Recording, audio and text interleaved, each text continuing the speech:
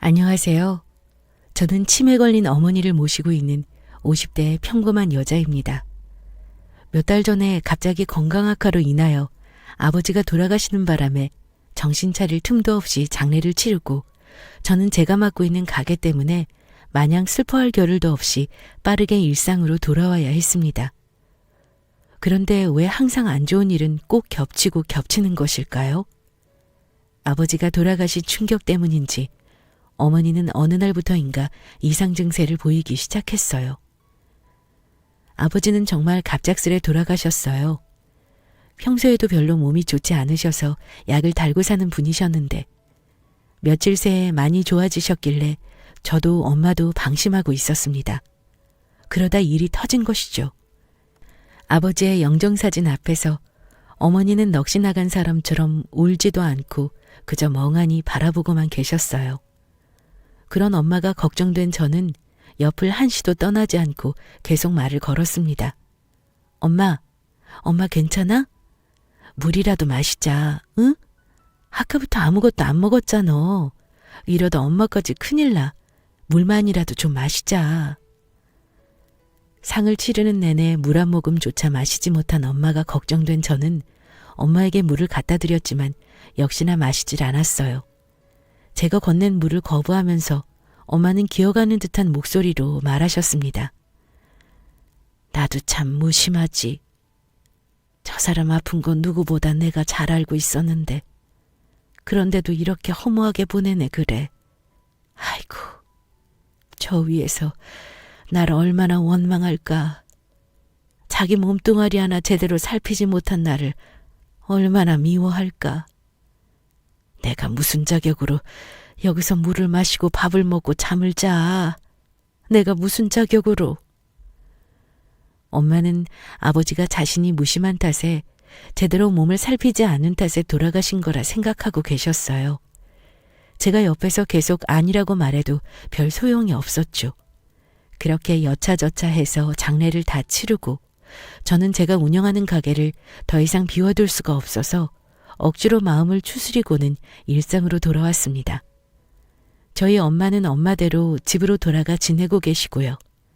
그럭저럭 각자의 일상으로 돌아가 바쁜 나날을 보내고 있을 때쯤 엄마에게서 하나둘 이상한 낌새가 보이기 시작했습니다. 저는 아버지가 돌아가신 후 혼자 계신 엄마가 걱정되어 전보다 전화도 자주 드리고 많이는 아니지만 최대한 엄마를 찾아가서 시간을 보냈습니다. 어느 날 저는 가게 문을 좀 일찍 닫고 엄마와 저녁을 먹기 위해 친정집으로 갔습니다. 남편은 그날 야근이 있다고 해서 그냥 저 혼자 갔습니다. 저는 엄마가 평소에 콩국수를 즐겨 드시기에 저녁으로 콩국수를 해드리려고 재료를 간단하게 사서 갔는데요. 실컷 재료를 사서 집 안으로 들어서니 불도 다 꺼져 있고 조용한 것입니다.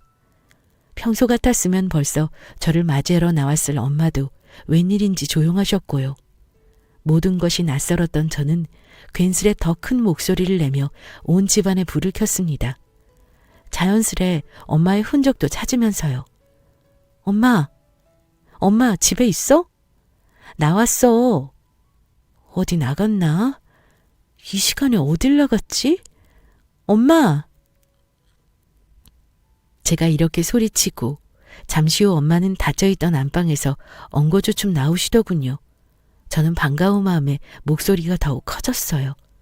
엄마! 집에 있었으면서 왜 대답을 안 해? 불은 왜 다 꺼놓고? 엄마 어디 나간 줄 알았잖아. 그런데 뭔가 이상했습니다.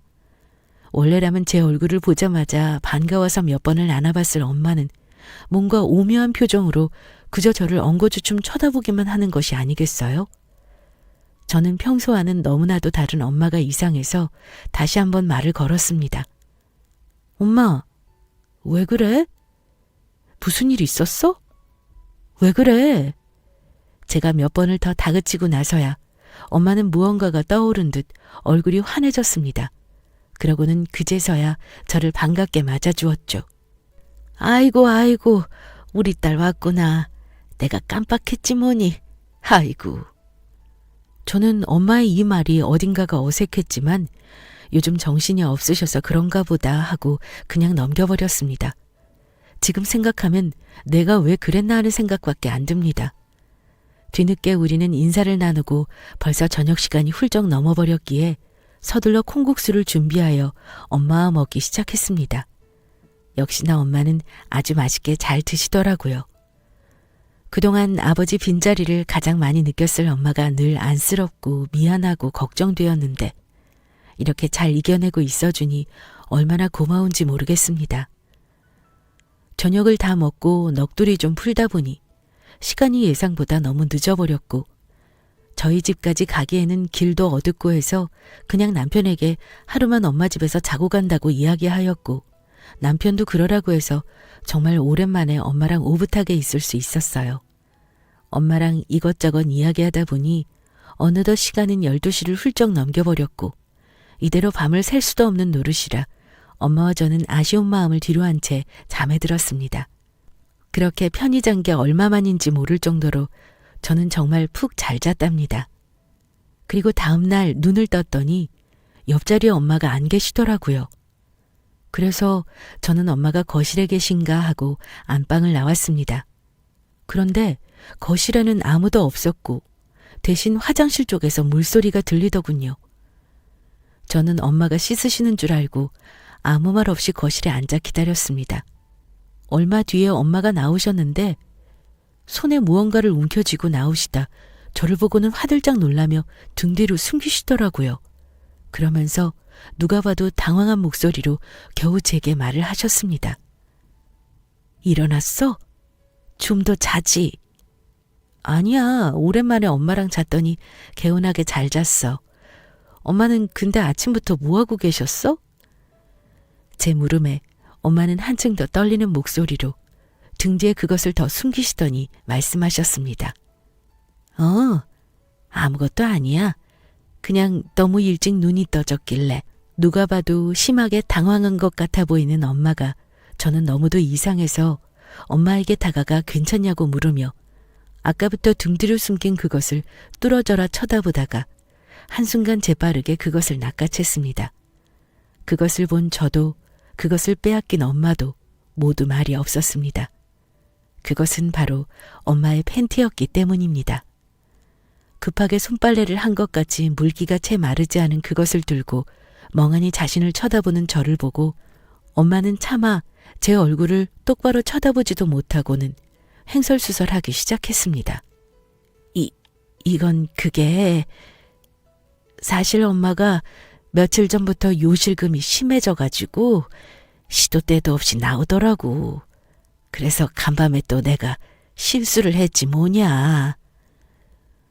엄마의 말을 들은 저는 나이가 들어서 요실금이 생기셨나 보다 하고는 더 심해지기 전에 병원부터 알아봐 드려야겠다고 생각하며 말했습니다. 이 정도면 꽤 심각한 거 아니야? 내가 병원 알아봐 줄 테니까 시간 내서 같이 가자. 제 말에 엄마는 알았다고 대답하였고 마침 그날이 휴일이라 엄마와 좀 더 시간을 보내고는 집으로 돌아왔습니다.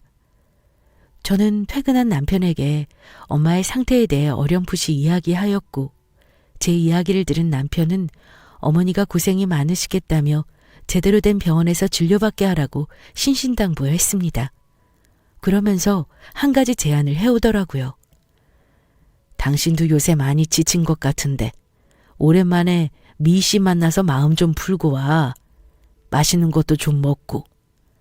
미 씨는 저희 남편 친구분의 아내로 시간이 날 때마다 가끔 부부 동반으로 저녁 식사도 하고 놀러 가기도 할 만큼 저희와 아주 가까운 사이입니다. 저는 미 씨가 사력 있고 공감도 잘해줘서 마음에 들었어요. 그래서 아주 가끔이지만 미 씨와 둘이 만나 시간을 보내기도 합니다. 저는 엄마를 냅두고 혼자 나가야 한다는 것이 마음에 걸렸지만 남편 말대로 많이 지치기도 했어서 그냥 눈 딱 감고 그러기로 했습니다. 덕분에 그동안 쌓인 스트레스를 어느 정도는 풀 수 있어서 너무 좋았어요. 그로부터 며칠 후 저는 엄마에게 물어볼 것이 있어 전화를 했는데 이상하게도 요 며칠간 계속 통화가 안 되는 것이었습니다. 처음에는 무슨 바쁜 일이 있겠거니 했으나 그것이 계속되다 보니 자연스레 불안해지기 시작했습니다. 저는 불안한 마음에 가게 일이 손에 잡히지 않았어요. 도저히 안 되겠어서 가게 문을 일찍 닫고는 남편에게 전화를 걸었죠. 여보, 난데 며칠째 엄마가 전화가 안 되셔. 나 그래서 지금 친정으로 가고 있거든. 오늘 늦을 수도 있을 것 같아. 다급한 제 목소리를 들은 남편은 자기는 신경 쓰지 말라며 서두르다 큰일 난다고 마음 좀 가라앉히고 가라고 하더군요. 새삼 내가 남자 하나는 잘 만났구나 생각하고 있는데 남편이 조심스럽게 입을 떼더라고요. 당신이 신경 쓸까봐 이야기 안 한 게 있는데 그냥 지금 하는 게 나을 것 같아서. 전에 당신이 어머니가 이상하다고 이야기했었잖아. 걱정된다고. 기억나? 기억나지? 근데 갑자기 그건 왜? 그때 그 말 듣고 나도 내심 걱정이 돼서 미희 씨한테 간략하게만 말했거든. 미희 씨가 말하기를 어머니가 그러시는 게 치매 증상일 수도 있다고 하더라고. 당신도 알다시피 미희 씨가 치매 환자 전문 도우미잖아. 그래서 그쪽으로는 좀 빠삭하다고 하더라. 뭐 어디까지나 그럴 수도 있다는 거니까. 그 말을 듣는 순간 머리가 정말 멍해지더라고요. 그러고는 한순간 이유 모를 분노가 저를 휘감았어요. 그래서 괜히 죄 없는 남편에게 분풀이를 하고 말았습니다. 뭐? 치매? 미희 씨도 참 웃긴다. 미희 씨가 우리 엄마를 언제 봤다고 그런 소리를 하는데 그 얘기 하나 들은 거 가지고 지금 우리 엄마 치매라고 몰아가는 거야? 자기가 치매 환자만 본다고 의사라도 된 줄 아나 보지? 미희 씨 그렇게 안 봤는데 사람 참 그렇다. 저는 남편이 뭐라 말하기도 전에 전화를 끊어버렸습니다. 전화를 끊고 나니 이런 제 자신이 너무도 한심하게 생각되더군요. 뭐가 그리 화낼 일이라고 아무 죄 없는 사람들에게 쏟아냈을까요? 저는 정신이 번쩍 들어 다시 남편에게 전화를 걸어 사과의 말을 전했고 이에 남편은 괜찮다며 오히려 제 걱정을 해주었습니다. 나는 괜찮아. 당신이 이렇게 해서라도 좀 나아진다면 얼마든지 분풀이 해도 돼. 근데 당신이 좀 더 이성적이어야 어머니를 더 잘 챙겨드리지. 지금 너무 흥분했어. 좀 가라앉히고 가도록 해. 그래줄 수 있지? 응. 당신한테는 정말 미안해. 그리고 미희 씨한테도. 정말 늘 고마워. 저는 남편의 조언대로 최대한 이성을 되찾으려 노력했고 시간이 지나자 점차 마음을 가라앉힐 수 있었습니다. 다시 한번 엄마에게 전화를 해보았지만 역시나 엄마는 전화를 받지 않았습니다. 저는 엄마에게 가는 것을 좀 더 서둘렀고 집 앞 대문에 도착하여 들어가려는데 옆집 아주머니가 말을 걸었습니다. 아유, 요즘 고생이 많지? 일하랴 엄마 돌보랴. 평소에 엄마와 친분이 있으셨던 분이라 그동안 걱정이 많으셨겠다 싶어서 저는 감사의 인사를 전했습니다. 아니요, 고생은요. 엄마 혼자 계신데 제가 자주 못 와봐서. 신경 써주셔서 감사드려요. 염치 없지만 저희 엄마 좀 잘 부탁드릴게요. 이 일도 중요하지만 저런 사람은 옆에서 잘 보살펴야 해. 언제 어디로 튈지 모르잖아. 똑 부러지던 사람이 어쩌다 저리 됐는지 참. 바깥 양반 돌아가신 게 꽤나 충격적이었던 모양이야. 듣다 보니 뭔가 좀 이상하다는 생각이 들었고 저는 이어지는 어머니의 말씀에 정신이 아득해져만 갔습니다. 자기 치매 진단 받았다고. 이제 언제 정신이 나갈지 모른다고 자기 좀 잘 지켜봐 달라고 부탁하는 거 듣고 내가 얼마나 놀랬는지. 아니 그래서 내가 갑자기 무슨 치매 타령이냐 물으니까 자기가 요즘 좀 이상한 것 같아서 정신 말짱할 때 병원 가서 검사를 해봤더니 글쎄 치매라는 거야. 하늘도 무심하시지. 어쩜 한 사람한테 큰 시련을 2번이나 주시나 그래. 저는 아주머니의 말이 이어지면 이어질수록 지난번에 엄마가 몰래 속옷 빨래를 한 장면과 나를 보고도 멍하니 쳐다만 보고 있었던 장면, 요즘 따라 전화가 잘 안 되었던 일들이 주마등처럼 스쳐 지나갔고 아주머니의 말을 거의 끊다시피 하고는 허겁지겁 집으로 들어갔습니다. 갑자기 들이닥친 저를 본 엄마는 다행스럽게도 오늘은 저를 반갑게 맞아주었고 그와 동시에 안도감이 들면서 무언가를 미친 사람 마냥 찾아대기 시작했습니다. 엄마는 그런 저를 보고는 무슨 일이냐며 계속 다그치셨지만 저는 아랑곳하지 않고 온 집안 구석구석을 뒤지다시피 했습니다. 그러기를 몇십 분, 드디어 제가 찾던 것을 찾아내었고 그것을 찬찬히 읽어내려가다 한 부분에서 멈추어 스르륵 주저앉았습니다. 그것은 다름 아닌 엄마의 치매 진단서였고 치매가 확실하다는 것을 상기시켜주는 부분에서 그만 다리가 풀려버린 것이었습니다. 엄마는 모든 것을 체념하신 듯 제 옆에 같이 주저앉으셨고 한참 동안 말이 없으시다 입을 열었습니다. 한 석 달쯤인가부터 내가 이상해지기 시작하더라. 금방 봤던 건데도 기억이 안 나고 사람을 만나도 누구인지 기억이 안 나. 길을 걸어도 여기가 어딘지 어디로 가는 게 맞는 건지 순간순간 기억이 안 나더라. 그래도 그때는 잠깐 동안만 그러고 말아서 단순히 건망증이겠거니 했지. 내 나이도 이제 71살이잖냐. 근데 그게 가면 갈수록 심해지는 거야. 내가 전에 이불에 실내했던 것도 다 이것 때문이었지. 엄마의 말을 듣는 내내 저는 정말 가슴이 미어지더군요. 딸이라는 게 이런 것 하나 제대로 눈치도 못 채고 괜히 죄송한 마음에 오히려 더 언성을 높였습니다. 아니 그걸 왜 얘기를 안 해? 엄마한테는 이제 나밖에 없는데 나한테도 이제 친가족은 엄마밖에 없는데 왜 그걸 꽁꽁 숨기고 말을 안 해? 그러다 엄마까지 잘못되면 나는 어떡하라는 건데. 숨길 거면 들키지나 말지. 결국 이렇게 될 거 왜? 너무 분하고 억울해서 울음이 터져나왔습니다. 한평생 아버지와 저만 바라보고 사셨던 엄마인데 뭐가 그렇게 미워서 자꾸 엄마를 괴롭히는지. 제가 거의 악을 쓰다시피 내지르는 것을 보고 엄마는 안타까우셨는지 눈가에 눈물이 맺히시더라고요. 그러고는 애써 담담한 척 이야기하셨습니다. 그게 바로 엄마라는 거야. 너도 알 거 아니야. 엄마는 자식이 슬퍼하면 그보다 몇십 배는 더 아프고 슬프다는 거. 네가 나 같은 상황이었어도 똑같이 애쓸 거면서 뭘 그렇게 악을 쓰니. 괜히 기운만 빠지게. 난 괜찮아. 따뜻한 차 한 잔 마시련? 엄마의 말에 저는 어느 것 하나 반박할 수 있는 것이 없었습니다. 저도 엄마니까요. 지금은 훌쩍 커버려서 더 이상은 제 손을 필요로 하지 않지만 어느 곳에 있어도 늘 눈에 밟히는 자식이 있으니까요. 엄마의 말씀대로 만약 제가 엄마와 같은 상황이었어도 저도 똑같이 그랬을 거예요. 그걸 알기에 더욱더 엄마가 안쓰러워 보였습니다. 지금 혼자 얼마나 무서울까, 두려울까 싶은 마음에 저도 모르게 엄마를 꼭 껴안았습니다.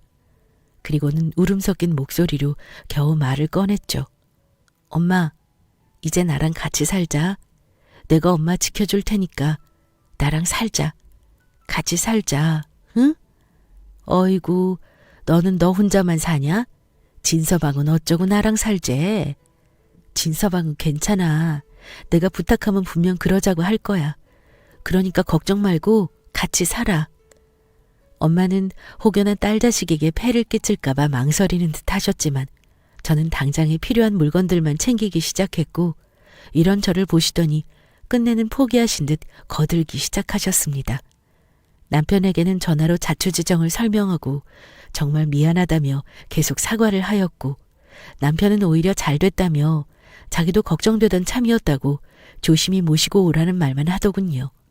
다시 한번 남편에게 무한한 감사를 느끼게 되었습니다.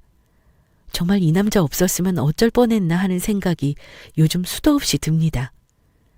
그렇게 엄마는 저와 남편과 같이 살게 되었습니다. 집 구조도 엄마가 좀 더 편히 쉴 수 있도록 손보고 엄마가 쓰실 방도 만들었습니다. 한동안은 별탈 없이 잘 지내는가 싶었는데 아니나 다를까 엄마의 증세가 점점 심각해지기 시작했습니다.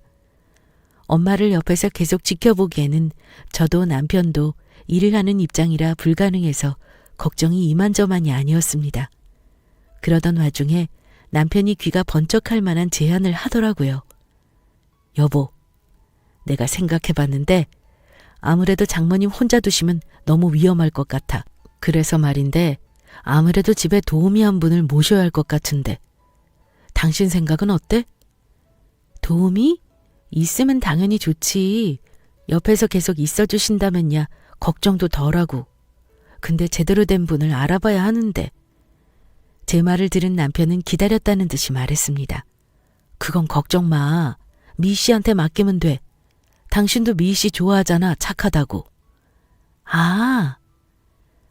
등잔 밑이 어두운 법이란 말이 딱 맞더라고요.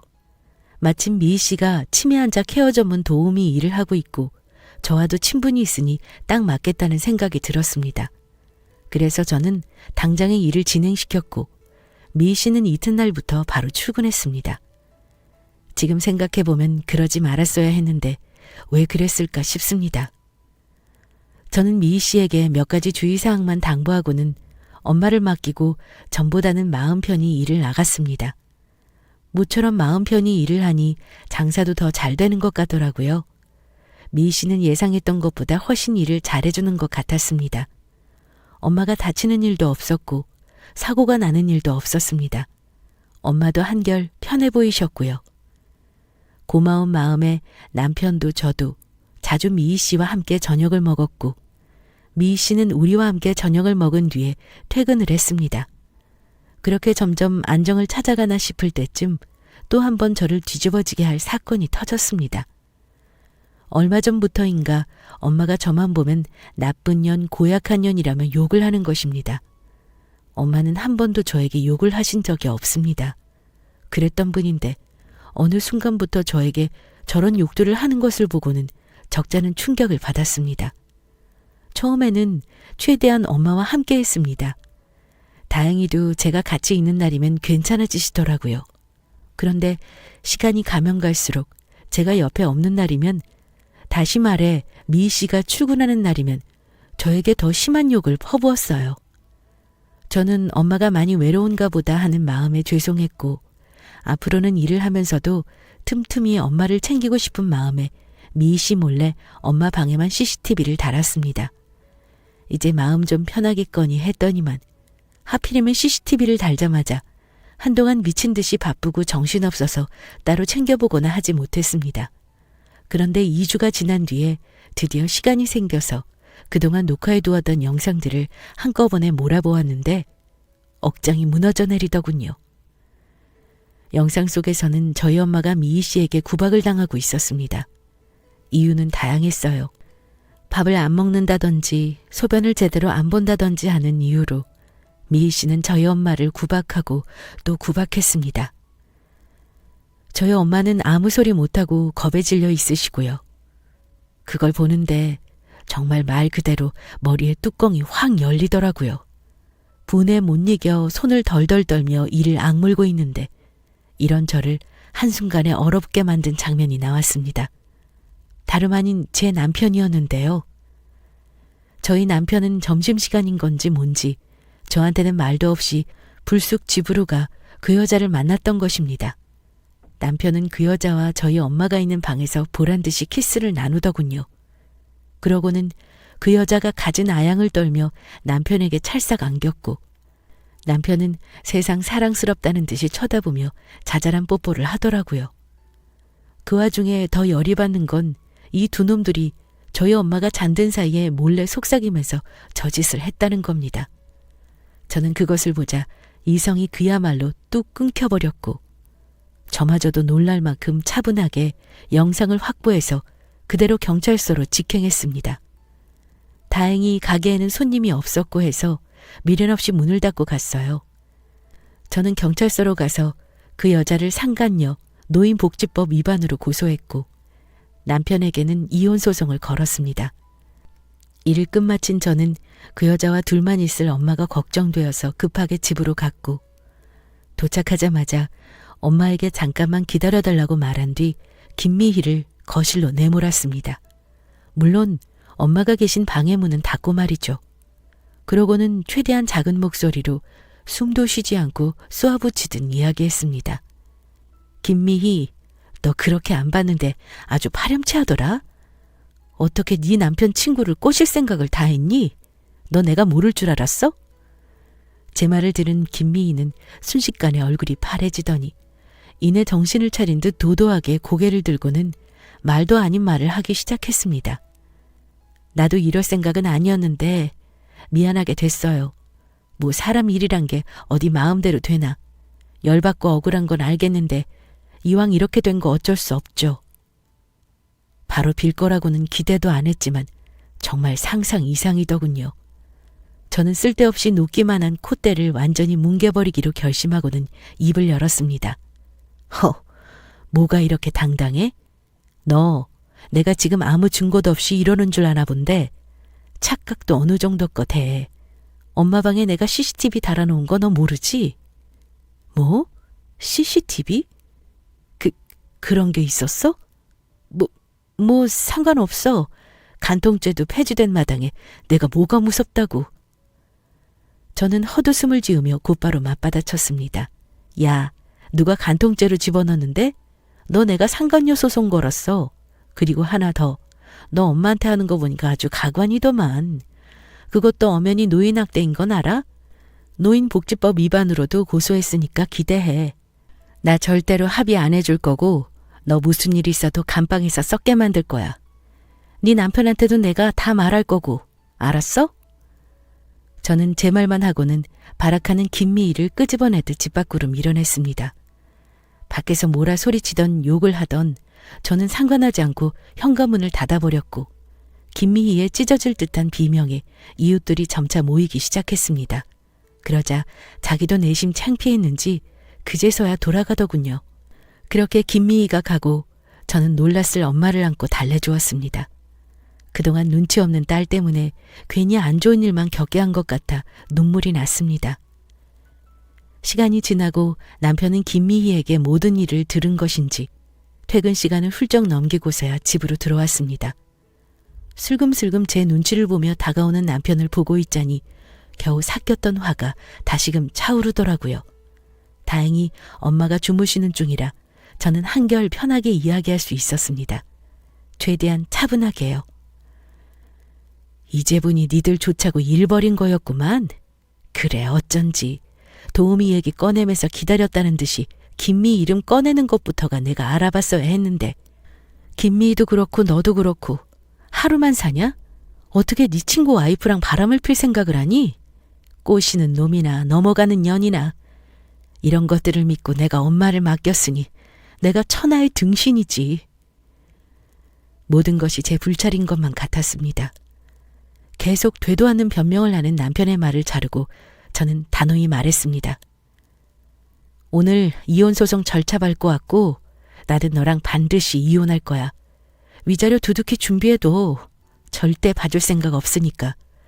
그럼 난 할 말 다 했으니 이만 꺼져줄래? 우리 엄마는 좋은 것만 봐야 하거든. 니들 때문에 개고생한 우리 엄마 보살펴줘야 하니까 니 그 사랑하는 김미희한테로 꺼져. 그놈은 더 이상 할 말이 없었던 건지 아니면 다 체념을 한 건지 별 반응 없이 순순히 집을 나가더군요. 드디어 폭풍이 다 지나가고 순간적으로 다리에 힘이 풀린 저는 한숨을 쉬며 소파에 털썩 앉았습니다. 잠시 후 자고 있을 줄 알았던 엄마가 슬며시 나와 제 옆에 앉으시더니 말했습니다. 고생 많았다. 고생 많았어. 이제 다 끝났다. 다 괜찮을 거야. 그 순간만큼은 엄마가 원래대로 돌아온 것 같아서 저도 모르게 엄마에게 안겨 펑펑 울었습니다. 그 일이 있고 난 후 결국 김미희는 법정에서 완전히 뭉개졌고 징역을 살게 되었습니다. 제 남편이었던 그 남자는 저에게 이혼을 당했고 위자료를 어마어마하게 물어주었고요. 김미희가 나가고 난 뒤부터 엄마는 제게 다시 욕을 하지 않으셨고 가끔 저를 잊어버리고는 하지만 그럴 때마다 옆에서 제 존재를 확인시켜드리고 있습니다. 위자료도 두둑히 받은 덕에 저는 맡았던 가게를 처분하고 온전히 엄마와 시간을 보내는 것에 집중하고 있습니다. 엄마도 전보다 훨씬 밝아지셨고 저를 정말 잘 따라주십니다. 사람들은 이런 절 보고 힘들지 않냐며 안쓰러운 표정을 지어 보이지만 저는 지금 이 나날들이 너무 편하고 좋습니다. 지금까지 제 사연 들어주셔서 감사합니다.